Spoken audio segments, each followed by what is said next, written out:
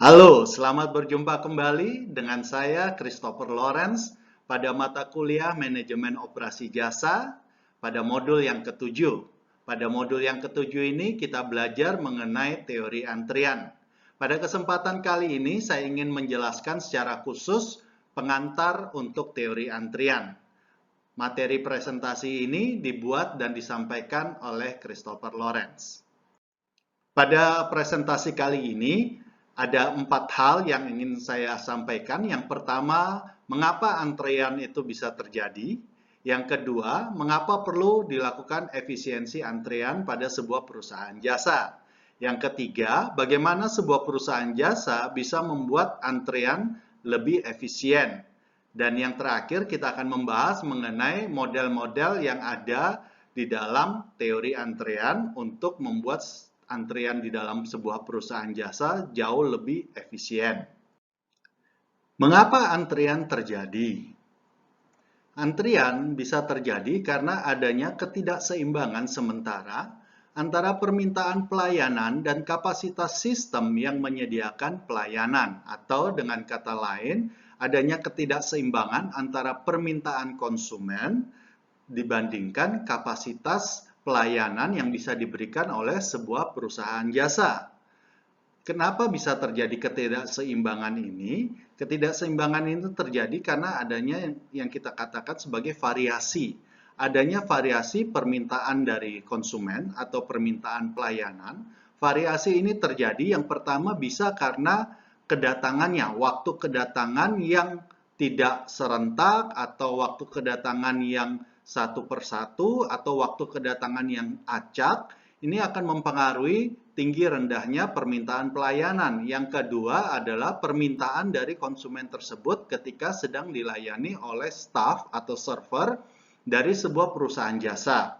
Ada konsumen yang permintaannya sederhana, bisa dilayani dengan cepat, tetapi ada konsumen yang permintaannya mungkin cukup kompleks, sehingga butuh waktu yang jauh lebih lama, sehingga membuat konsumen yang lain yang sudah datang tidak bisa langsung dilayani sekaligus. Oleh karena itu muncul antrian. Atau yang kedua, variasi di dalam kapasitas pelayanan. Bisa jadi server atau staff yang dimiliki oleh perusahaan jasa memiliki tingkat kompetensi yang berbeda-beda, sehingga kecepatan di dalam melayani konsumen dengan permintaan yang sama tentunya ada perbedaan. Kedua variasi ini bisa menyebabkan ada timbulnya ketidakseimbangan antara permintaan konsumen dengan kapasitas pelayanan, sehingga muncul yang kita sebut sebagai antrian. Mengapa perlu efisiensi antrian? Efisiensi antrian perlu dilakukan oleh sebuah perusahaan jasa karena bila terjadi antrian yang dalam waktu yang cukup lama atau antrian yang cukup panjang pada sebuah perusahaan jasa, maka akan menimbulkan yang dinamakan biaya antrean. Biaya antrean ini terjadi karena ada potensi konsumen yang hilang.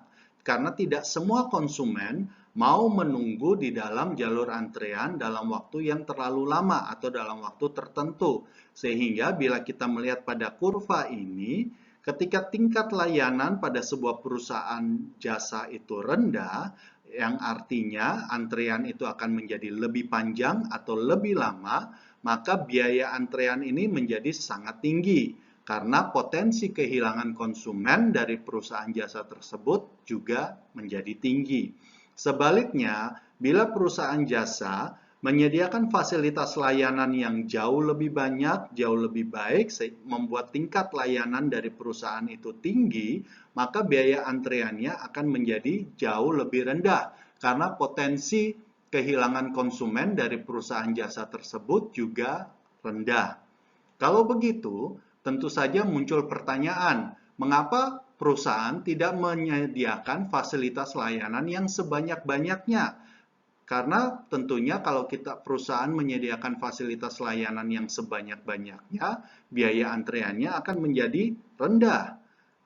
Jangan lupa, bila perusahaan menyediakan fasilitas layanan yang sebanyak-banyaknya atau sebaik-baiknya, akan muncul juga biaya penyediaan layanan. Contohnya biaya gaji. Biaya penyediaan layanan ini seperti yang ditunjukkan pada kurva ini itu akan semakin meningkat seiring dengan semakin baiknya tingkat layanan yang disediakan oleh sebuah perusahaan jasa. Oleh karena itu, bila kita diminta oleh sebuah perusahaan jasa, bagaimana cara kita menentukan biaya yang paling optimal, fasilitas layanan yang paling optimal, bagaimana cara kita menentukannya? Maka kita bisa melihat dari kurva yang ketiga ini dengan membandingkan total biaya dari kedua biaya ini. Bila kita melihat dari kurva yang ketiga ini, kita akan bisa menemukan titik yang terendah dari kurva ini. Titik terendah kurva inilah yang kita sebut sebagai titik optimal, di mana total biaya antrian dan biaya penyediaan layanannya itu paling rendah dengan tingkat layanan yang paling optimal. Tingkat layanannya paling optimal karena di titik ini jumlah konsumen yang menghilang atau jumlah potensi kehilangan konsumen itu bisa ditekan serendah mungkin sebanding dengan biaya yang harus dikeluarkan oleh perusahaan jasa. Contohnya, supaya lebih jelas, misalnya saja kita anggap kita mau diminta untuk melakukan optimasi efisiensi dari biaya antrean dari sebuah kedai kopi X. Kalau kita bicara kedai kopi, maka fasilitas layanan yang terbayang adalah tentunya jumlah barista atau staf yang menyediakan, yang meracik minuman di kedai kopi itu akan menentukan tinggi rendahnya tingkat layanan pada kedai kopi tersebut. Jumlah barista anggap saja kita disuruh menentukan apakah yang lebih optimal bila kita memiliki 1 barista, 2 barista, 3 barista, atau bahkan 4 barista yang optimal untuk mengatasi antrian yang terjadi di dalam kedai kopi. Maka tentunya yang pertama kita harus melihat biaya dari penyediaan layanan, yaitu gaji dari barista itu sendiri. Kita asumsikan per 1 orang barista gajinya adalah 1 juta rupiah. Maka bila kita menyewa 3 barista, maka total gaji yang harus dikeluarkan adalah 3 juta. Kalau 4 barista, 4 juta. Manakah yang paling optimal? Kedua, setelah kita tahu bahwa biaya yang harus kita keluarkan untuk penyediaan tambahan layanan sebesar ini, maka yang kedua, kita harus menghitung rata-rata waktu tunggu per konsumennya. Misalnya, untuk 1 barista, maka rata-rata waktu tunggu per konsumen adalah 7 menit. Kalau 3 barista, rata-rata waktu tunggu per konsumen adalah 3 menit. Kalau 4 barista, rata-rata waktu tunggu per konsumen hanya 2 menit. Rata-rata waktu tunggu ini tentunya tidak bisa kita total langsung, kita jumlahkan langsung dengan biaya penyediaan layanan. Oleh karena itu kita harus mengkonversi waktu tunggu ini kepada biaya antrean. Kita asumsikan saja bahwa setiap menit waktu tunggu konsumen, maka kita akan kehilangan potensi pendapatan sebesar 500.000. Jadi, bila kita menggunakan 1 barista, yang mana rata-rata waktu tunggu konsumen itu adalah 7 menit, dan setiap menit kita kehilangan 500.000 rupiah, maka biaya antrean untuk 1 barista kita bisa katakan bahwa biaya antreannya adalah 3.500.000 rupiah. Sedangkan kalau kita menggunakan barista yang paling banyak yaitu 4 barista, di mana waktu tunggu per menitnya per konsumennya hanya 2 menit, maka biaya antrean yang hilang adalah 1 juta rupiah karena 500.000 dikalikan 2 menit, jadi kita asumsikan bahwa kita kehilangan 1 juta rupiah saja bila kita menyediakan 4 barista. Lalu dari keempat opsi ini, mana yang paling optimum? Karena bisa saja kita menyewa 4 barista dengan biaya penyediaan 4 juta, tetapi tentu saja belum tentu itu biaya yang paling efisien untuk perusahaan kita. Maka kita harus menjumlahkan kedua biaya ini, kita jumlahkan ke bawah, Setelah kita jumlahkan, maka kita akan mendapatkan bahwa ternyata biaya yang paling optimal atau jumlah barista yang paling optimal untuk kedai kopi kita adalah 2 orang barista saja. Karena dengan 2 orang barista ini, total biaya yang harus kita keluarkan adalah 4 juta. Bila kita menyewa 4 orang barista, memang rata-rata waktu tunggu per konsumennya akan jauh lebih rendah, yaitu hanya 2 menit per konsumen. Tetapi biaya yang harus kita keluarkan menjadi jauh lebih tinggi, yaitu 5 juta rupiah. Tentunya ini tidak efisien untuk perusahaan kita. Jadi dengan sederhana, dengan perhitungan sederhana ini, maka kita bisa menentukan jumlah barista yang optimal untuk perusahaan kita. Tentunya di dalam efisiensi antrean tidak selalu bisa sesederhana ini. Misalnya saja dalam menentukan biaya antrean, kita tidak bisa dengan sederhana serta-merta mengasumsikan bahwa kita akan kehilangan Rp500.000 per menit. Di lapangan tidak sesederhana itu. Oleh karena itu, kita perlu dibantu dengan model-model antrean. Kita akan bahas dalam slide berikutnya. Bagaimana membuat antrean itu lebih efisien? Pada slide sebelumnya, kita sudah melakukan perhitungan itu dan juga kita tahu bahwa ada model-model yang bisa digunakan untuk membuat antrean lebih efisien. Tetapi sebelum itu semua, kita perlu tahu faktor-faktor yang mempengaruhi terjadinya antrean. Kita ambil sebuah kasus saja, yaitu pada sebuah perusahaan jasa cuci mobil Dave, kita sebut saja perusahaan jasa cuci mobil Dave. Maka di dalam proses operasinya, kita lihat di sini ada yang namanya populasi dari mobil-mobil kotor di wilayah atau di kota di mana perusahaan cuci mobil Dave itu berada. Kemudian dari populasi mobil kotor ini ada beberapa kendaraan yang datang kepada perusahaan cuci mobil Dave untuk dicuci mobilnya. Ketika datang mobil yang kotor ini di dalam perusahaan cuci mobil Dave, tentunya tidak semuanya langsung bisa dicuci. Biasanya akan terjadi antrean. Kemudian satu persatu mobil akan dicuci dan sesudah itu mobil yang sudah dicuci akan keluar dari sistem atau keluar dari perusahaan jasa cuci mobil Dave.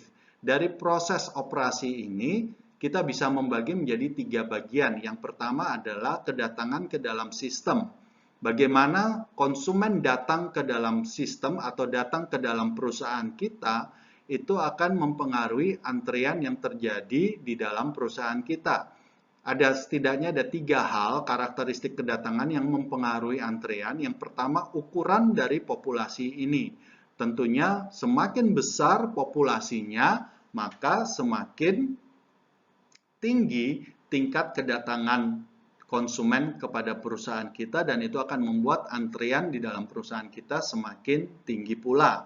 Perilaku kedatangannya, apakah perilaku kedatangan dari misalnya pada kasus ini, mobil-mobil kotor ini, apakah mobil-mobil kotor yang datang itu mereka datangnya secara acak atau mereka datangnya misalnya banyak yang datang pada hari Sabtu atau hari Minggu karena itu bukan hari kerja sehingga banyak yang terpusat di situ, atau bagaimana perilaku kedatangan tentunya akan mempengaruhi banyak sedikitnya antrian di dalam perusahaan cuci mobil Dave. Kemudian juga distribusi statistik kedatangan ya. Ini kita bisa melakukan perhitungan secara statistik rata-rata per hari, kemudian distribusi kurva normalnya seperti apa, itu juga akan mempengaruhi antrian yang terjadi pada perusahaan ini.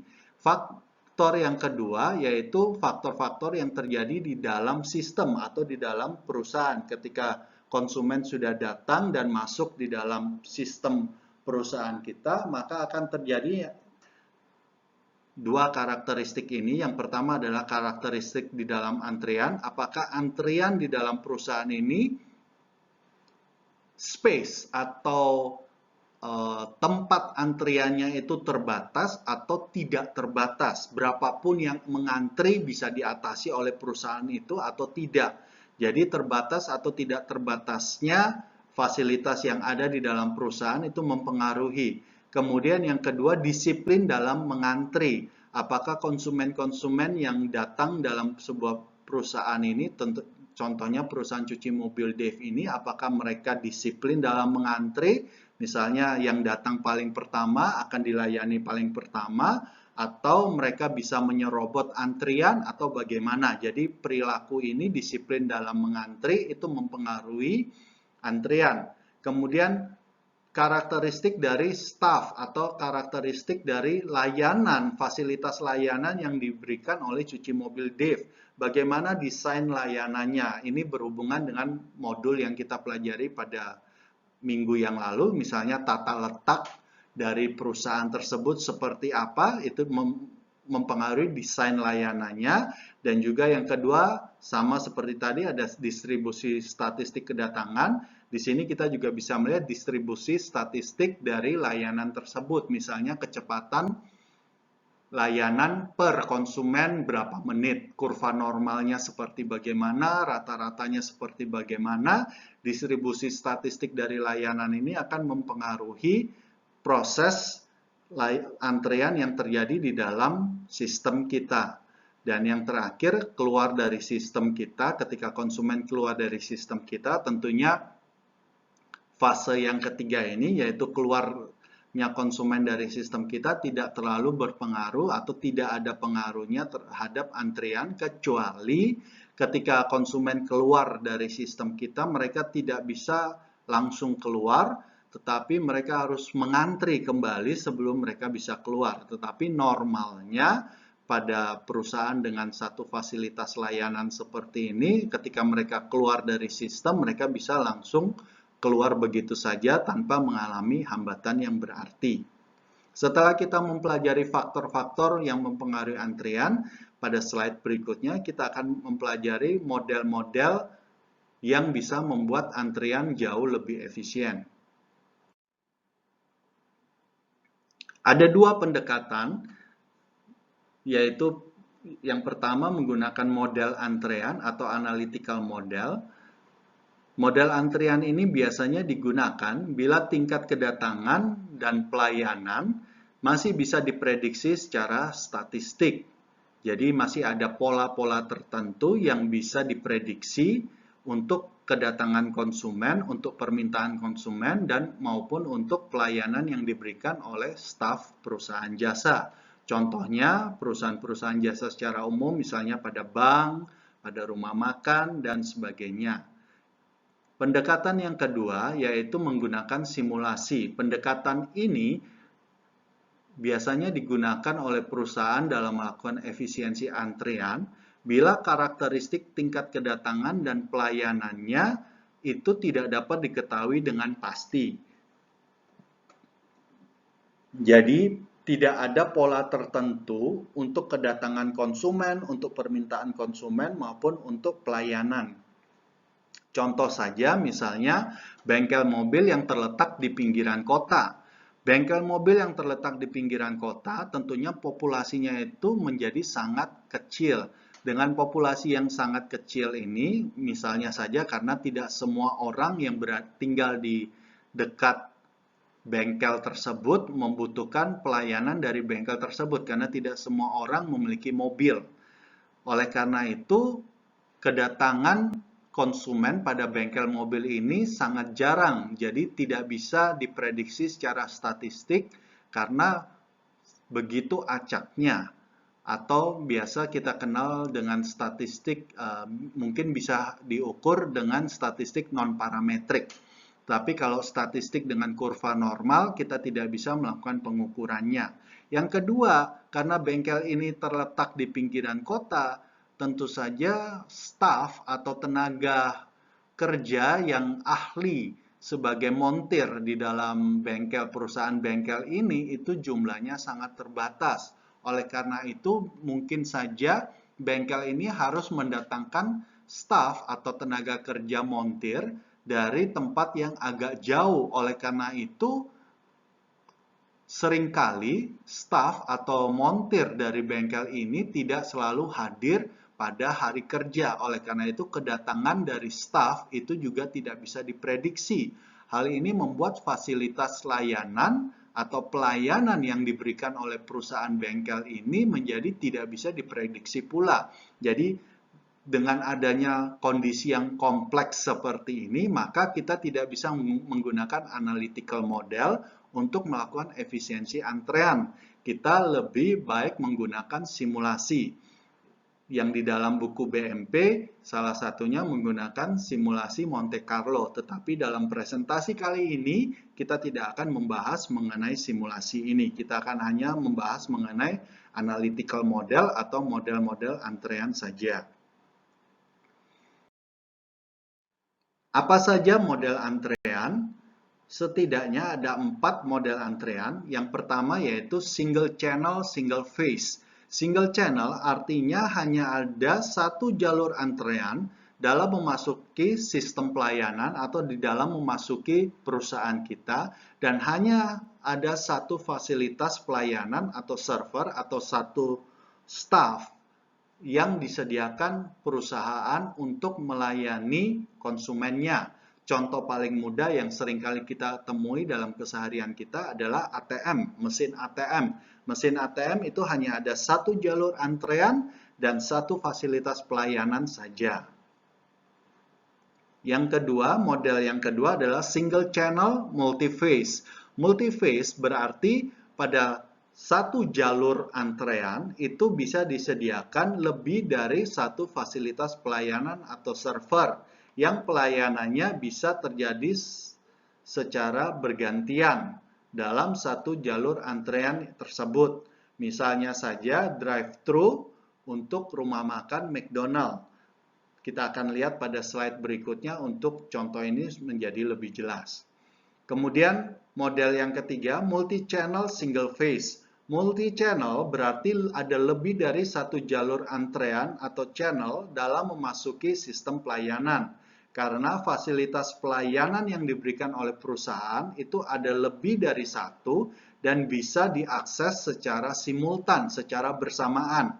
Fasilitas-fasilitas pelayanan yang ada itu memberikan pelayanan yang sama. Contohnya misalnya teller bank atau teller pada bank. Itu pada satu bank atau misalnya satu cabang bank disediakan beberapa orang teller untuk melayani konsumennya. Tentunya pelayanan yang diberikan oleh teller ini sama saja dan konsumen itu bisa langsung mengakses beberapa teller itu secara bersamaan sepanjang teller itu kosong. Kita akan lihat contohnya lebih jelas pada slide berikutnya. Dan yang terakhir, multi-channel, multi-phase. Model antrian ini berarti ada lebih dari satu jalur antrean yang disediakan oleh perusahaan dan lebih dari satu fasilitas yang disediakan oleh perusahaan dalam layanannya, dan fasilitas-fasilitas pelayanan yang disediakan oleh perusahaan ini bisa memberikan pelayanan yang sama, bisa juga memberikan pelayanan yang berbeda-beda.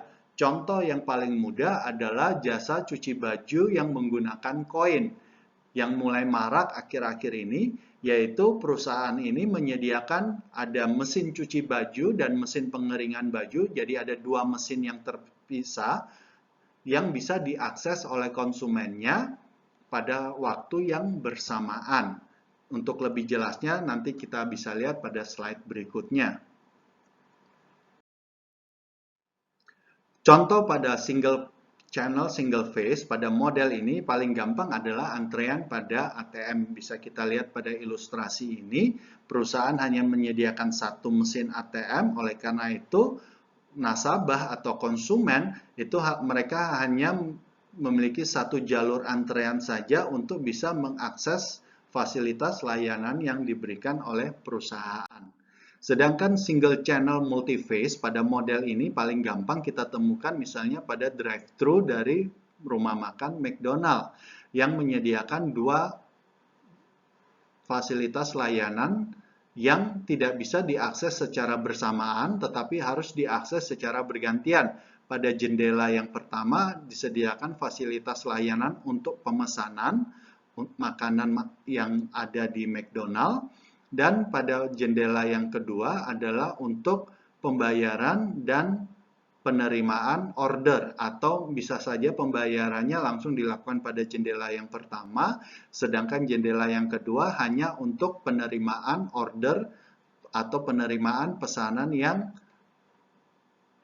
dipesan pada jendela yang pertama. Jadi seperti ilustrasi ini. Jadi fasilitas layanan ini tidak bisa diakses secara simultan, tidak bisa diakses secara bersamaan, tetapi diakses secara bergantian. Oleh karena itu, walaupun fasilitas layanan ini ada lebih dari satu, tetapi jalur antriannya hanya satu saja. Makanya model ini disebut sebagai single channel dan multi-phase. Berikutnya, model multi-channel single phase, misalnya pada kedai kopi yang kita contohkan tadi, ini adalah contoh multi-channel single phase. Misalnya kita menyediakan 3 barista pada kedai kopi kita, ketiga barista ini bisa diakses bersamaan, oleh karena itu ada 3 jalur antrian yang terbentuk, yang bisa diakses oleh konsumen-konsumen yang telah datang kepada kedai kopi tersebut. Jadi, dari konsumen-konsumen yang telah datang pada kedai kopi tersebut, mereka akan terurutkan atau tersortir secara otomatis menjadi 3 jalur antrian. Ini contoh dari model multi-channel single phase. Dan yang terakhir, model antrian multi-channel multi-phase. Seperti yang tadi kita katakan sebagai perusahaan jasa cuci baju dengan model koin. Pada perusahaan ini menyediakan 2 fasilitas layanan yang berbeda, yaitu fasilitas layanan mesin cuci baju disediakan lebih dari 1, dan fasilitas layanan mesin pengering baju disediakan lebih dari 1, dan masing-masing fasilitas layanan ini bisa diakses secara simultan. Maka kita bisa lihat bahwa akan terjadi 2 kumpulan antrian pada perusahaan ini. Yang pertama, mereka akan mengantri untuk mesin cuci baju ini. Jadi, masing-masing akan mengantri di belakang orang yang sedang mencuci bajunya menggunakan mesin cuci baju ini. Dan kemudian misalnya mereka setelah mencuci bajunya, mereka akan masuk dalam jalur antrean untuk mengeringkan baju, atau bisa saja mereka sudah mencuci bajunya di rumah, mereka datang hanya khusus untuk menggunakan mesin untuk pengering baju saja, sehingga mereka masuk dalam antrean yang kedua ini. Jadi bisa kita lihat di sini ada dua kali terjadi antrean, dan mereka jalurnya bisa lebih dari 1. Dan fase yang terjadi di dalam perusahaan ini juga lebih dari 1. Demikian pengantar teori antrean. Semoga penjelasan yang saya berikan pada presentasi kali ini cukup jelas dan bermanfaat untuk rekan-rekan mahasiswa. Bila ada pertanyaan dan hal yang ingin didiskusikan, kembali jangan ragu untuk menghubungi saya melalui forum diskusi atau message, atau bisa juga melalui email. Demikian presentasi kali ini, dan sampai jumpa pada presentasi berikutnya. Terima kasih.